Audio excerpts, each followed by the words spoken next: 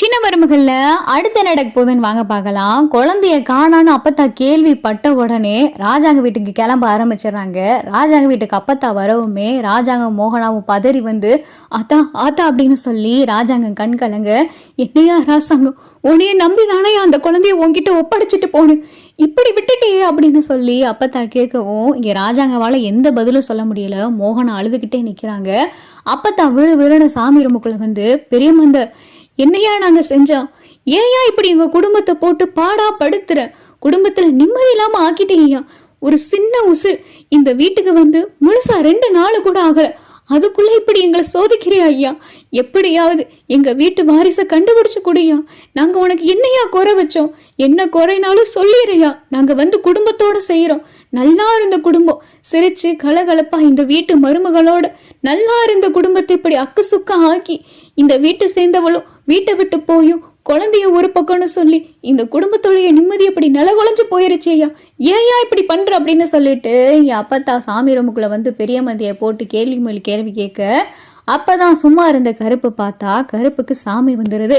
கருப்புக்கு அருள் வந்து கையெல்லாம் முறுக்கி நாக்கெல்லாம் துருத்தி ஏயின்னு கத்த எல்லாரும் திரும்பி பார்க்க கருப்புக்கு அருள் வந்துருது. ஐயா ஐயா பெரிய மந்து அப்படின்னு சொல்லிட்டு அப்பத்தா இங்க கருப்பு கிட்ட வர வேகமா சாமி ரூம்ல இருக்கிற அருவாள் மாலை எல்லாத்தையும் எடுத்து இங்க கருப்பு கிட்ட கொடுக்க கருப்பு சாமியாட ஆரம்பிக்கிறாரு.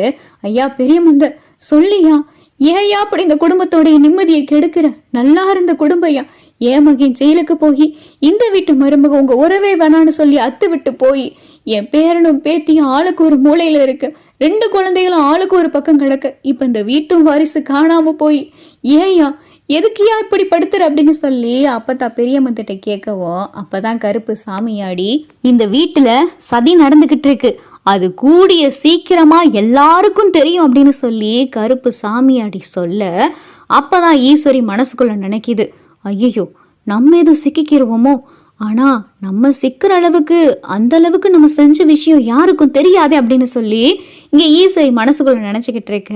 அப்பதான் சாவித்திரியும் தாமரையும் அம்மா உன் நாத்தனாக்கரி முகத்தை பாரு, அப்படியே பேயறைஞ்சு போய் இருக்கா அப்படின்னு சொல்லி தாமரை சொல்லவும் அவ தாண்டி ஏதாவது செஞ்சிருப்பா, எல்லா வேலையும் செய்யறது அவதான், ஆனா அவ மட்டும் சிக்கவே மாட்டிக்கிறா, நம்ம ஏதாவது செஞ்சா மட்டும் பொசுக்கு பொசுக்குன்னு சிக்கிக்கிறோம், அவ எவ்வளவோ வேலை செய்யறா ஆனா எந்த விஷயத்திலயும் அவ சிக்க மாட்டிக்கிறா, கையும் களமா மட்டும் அவ சிக்கட்டும், அவளை இந்த வீட்டை விட்டு அடிச்சு துரத்திடும் அண்ணன் அப்படின்னு சொல்லி சாவித்திரி ஒரு பக்கம் பேசிக்கிட்டு இருக்க.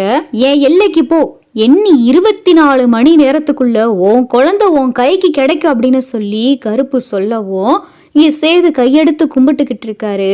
அப்பதான் அப்பத்தா ஏயா இந்த குடும்பத்துல மட்டும் ஏயா இப்படி இடி மேல இடியா விழுந்துகிட்டு இருக்கு, நாங்க உனக்கு அப்படி என்னையா குறை வச்சோம், என்னன்னாலும் சொல்லியா, கெடா வெட்டலையா, திருவிழா நடத்தலையா, தீமிதி பண்ணலையா, பொங்க வைக்கலையா, உனக்கு வருஷம் எல்லாம் நாங்க செஞ்சுக்கிட்டு தானேயா இருக்கோம், எல்லாம் செஞ்சும் இந்த குடும்பத்தோடைய சந்தோஷமே போயிருச்சேயா அப்படின்னு சொல்லி அப்பத்தா கேட்க அப்பதான் கருப்பு எல்லாம் செஞ்சா மட்டும் போதுமா, நீ வீட்டுக்குள்ள என்ன நடக்குதுன்னு சுத்தி பார்க்க மாட்டியா, உன் கண்ணு முன்னாடியே சதி நடந்துகிட்டு இருக்கு, ஆனா நீ கண்மூடித்தனமாலும் இருக்க, எல்லாத்தையும் கண்ணை முழிச்சு பாரு, தூங்கிக்கிட்டு இருக்காது அப்படின்னு சொல்லி இங்க கருப்பு அப்பத்தா பார்த்து கேட்க அப்பத்தாக்கு பார்த்தா என்ன சொல்றாருன்னே புரியல, என்னையா சொல்ற அப்படின்னு சொல்லி அப்பத்தா கேட்கவும் இந்த கல்யாணம் நடந்ததே ஒரு சதினாலதான், இந்த வீட்டு மருமக இந்த வீட்டு விட்டு போனதும் ஒரு சதினாலதான், அதுக்கெல்லாம் காரணம் இந்த வீட்டு உப்ப தின்னவக தான், இந்த வீட்டு உப்ப தின்னுட்டு இந்த வீட்டு சந்தோஷத்தை குலைக்கணும்னு சொல்லி ஒரு முடிவோட இருக்காங்க அப்படின்னு சொல்லி கருப்பு சொல்லவும் என்னையா சொல்ற, யார் யாது அப்படின்னு சொல்லி அப்பத்தா கேட்க இங்க கருப்பு பார்த்தா அருள் வந்துகிட்டு இருக்கு, சொல்லியா யாரையா யாரையாது செஞ்சது, என் கண்ணு முன்னாடி காட்டியா அப்படின்னு சொல்லி அப்பத்தா கேட்கவும் அப்பதான் ஐஸ்வர்யா நின்னுகிட்டு இருக்கு. சாமி ரூம்ல இருக்கிற விளக்கு பார்த்தா ஐஸ்வர்யா சேலையில பிடிக்கவும் ஐஸ்வர்யா சேலை பத்தி எரிய ஆரம்பிக்குது. ஐயோ ஐயோ ஐயோ தீ தீ அப்படின்னு சொல்லிட்டு இங்க பார்த்தா ஐஸ்வர்யா கத்த ஐஷோ ஐஷோ அப்படின்னு சொல்லிட்டு இங்க ஈஸ்வரியும் சித்ராவும் பதற ஐஸ்வர்யா ஐஸ்வர்யா அப்படின்னு சொல்லி வேகமா சேது போய் இங்க ஐஸ்வர்யா சேலையில இருக்கிற தீய அணைக்க எல்லாருடைய கவனமும் பார்த்தா ஐஸ்வர்யா மேல போயிருது. அப்பதான் கருப்பு அருளே இறங்கிருது.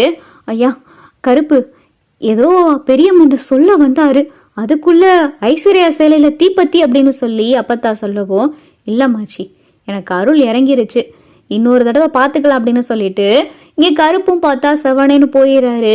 அப்போ கருப்பு சொல்ல வந்தது என்ன? இந்த வீட்டு உப்பை தின்னுக்கிட்டே இந்த வீட்டில் இருக்கிறவங்க தீங்கு நினைக்கிறாங்க. இந்த வீட்டு மருமக இந்த வீட்டை விட்டு போகிறதுக்கு காரணம் இந்த வீட்டில் இருக்கிறவங்க. இதெல்லாம் கருப்பு சொல்கிறதுக்கு காரணம். அப்போ இந்த வீட்டில் இருக்கிறவளுகளே இந்த வீட்டு குடியை கெடுக்கணும்னு நினச்சிக்கிட்டு இருக்காளுகளாம். யாரா இருக்கும் அப்படின்னு சொல்லி அப்பத்தா யோசிச்சுக்கிட்டு இருக்க ஐஸ்வர்யா சேலையில் தீ பற்றினது அப்பத்தாவுக்கு ஞாபகத்துக்கு வருது. அவ சேலையில் ஏன் தீ பற்றணும்? இம்புட்டு வேறு நிற்கையில சரி அவ சேலையில் மட்டும் ஏன் தீ பற்றணும் அப்படின்னு சொல்லி அப்பத்தா யோசிக்கல. அப்போ இதுக்கெல்லாம் காரணம் இவளா இருப்பாளோ? சேதுவையும் இவ கல்யாணம் செஞ்சுக்கிட்டா, இந்த வீட்டு மருமக தமிழ்ச்செல்வியும் வீட்டை விட்டு போயிட்டா, இந்த வீட்டு வாரிசும் காணாம போயிருக்கு. அப்ப இதுக்கெல்லாம் காரணம் இவளாத்தான் இருப்பாளோ அப்படின்னு சொல்லி அப்பத்தாவுக்கு தோண ஆரம்பிக்குது. என்ன ஐஷு பார்த்து இருக்கிறது இல்லையா அப்படின்னு சொல்லி ஈஸ்வரி ஐஸ்வர்யா கிட்ட கேட்கவும், இல்ல ஆண்டி, சாமி ஆடிக்கிட்டு இருக்கிறதுனால அதை பார்த்துக்கிட்டு இருந்தேன்னா புடவையில எப்படி தீ பத்துச்சுன்னே தெரியல. விளக்கு கிட்ட இருந்து தள்ளி தான் இருந்தேன், ஆனா எப்படி புடவையில தீ பத்துச்சுன்னே தெரியல அப்படின்னு சொல்லி ஐஸ்வர்யா சொல்லவும், எல்லாம் அந்த குழந்தை காணாம போனதுல வந்தது. ஆமா, அந்த குழந்தைய யார் கடத்திருப்பா அப்படின்னு சொல்லிட்டு ஈஸ்வரி பேசிக்கிட்டு இருக்கையில அப்பதான் ஐஸ்வர்யா நக்கலா சிரிக்குது. என்ன ஐஷு, நான் சீரியஸா பேசிக்கிட்டு நீ சிரிக்கிற அப்படின்னு சொல்லி ஈஸ்வரி கேட்கவும், ஆன்டி இன்னுமா உங்களுக்கு தெரியல அந்த குழந்தைய யாரு கடத்த திட்டம் போட்டான்னு? எல்லாம் சாஜாத் இந்த ஐஸ்வர்யா தான் அப்படின்னு சொல்லிட்டு ஐஸ்வர்யா சொல்லவும், ஐஷு என்ன சொல்ற அப்படின்னு சொல்லி ஈஸ்வரி கேட்கவும், ஆமா ஆண்டி, அந்த குழந்தை வீட்டுக்குள்ள வந்ததுல இருந்து சேது மாமா என் பக்கத்திலே வர மாட்டேங்கிறாரு. நான் 2 அடி முன்னாடி போனா அவர் 10 அடி பின்னாடி போய்கிட்டு இருக்காரு. அவரு என் கூட நெருங்கி பழகணும், என்னை வெளியெல்லாம் கூட்டிட்டு போகணும், ஒரு ஹஸ்பண்டா என்கிட்ட நடந்துக்கிறணும்னா அதுக்கு தடையா இருக்கிறது இந்த குழந்தை தான். அவர் என்னதான் அந்த குழந்தை மேல வெறுப்பை காமிச்சு அந்த குழந்தைய தூக்கி கொஞ்சாம இருந்தாலும் அந்த குழந்தைய பாக்குற வட்டம் ஃபுல்லா என் பக்கத்துலயும் அவர் வர மாட்டேங்கிறாரு. அதான் ஆளை வச்சு என் அப்பாவுக்கு தெரிஞ்ச ஆட்கள் மூலமா, அதுவும் இந்த குழந்தைங்களாம் கடத்தி வெளிநாட்டுலலாம் விற்பாங்களே, அந்த ஆட்கள் மூலமா குழந்தைய கடத்திட்டோம். அதுக்கெல்லாம் காரணம் இந்த ஐஸ்வர்யா தான் அப்படின்னு சொல்லி ஐஸ்வர்யா சொல்ல, அப்படி போடு ஈஸ்வரி அண்ணன் மகளா கொக்கா அப்படின்னு சொல்லி ஈஸ்வரி ஐஸ்வர்யாவை பாராட்டிக்கிட்டு இருக்கு.